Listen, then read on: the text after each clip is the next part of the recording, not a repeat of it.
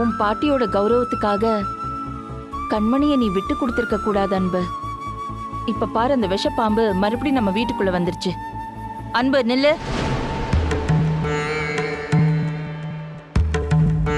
நான் இங்க பேசிட்டே இருக்கேன், நீ பாட்டுக்கு போயிட்டே இருக்க. அவளை பத்தின பேச்சு இந்த வீட்டுல எடுக்க கூடாதுன்னு சொல்லிருக்கலாமா? அது மத்தவங்க கிட்ட போய் சொல்லு. ஏன் வாயை இப்படி அடிச்சேனா அப்புறம் உனக்கு யார் நல்லது கெட்டதை எடுத்து சொல்லுவாங்க? அம்மா, நான் உனக்கு குழந்தை இல்லம்மா. எது நல்லது எது சரின்னு எனக்கும் தெரியும். நீங்க எனக்கு சொல்ற அறிவுரையை விட இந்த வாழ்க்கை எனக்கு நிறைய கத்து கொடுத்துருச்சு.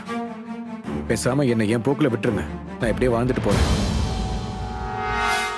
நீ சுலபமா சொல்லிட்டப்பா. ஆனா நீ இப்படி உன் வாழ்க்கையை இழந்து தவிக்கிறத எப்படிடா ஒரு அம்மாவால பார்த்துட்டு அமைதியா இருக்க முடியும்? நீங்க நினைக்கிற மாதிரி நான் எதையும் இழந்துட்டு தவிக்கலமா.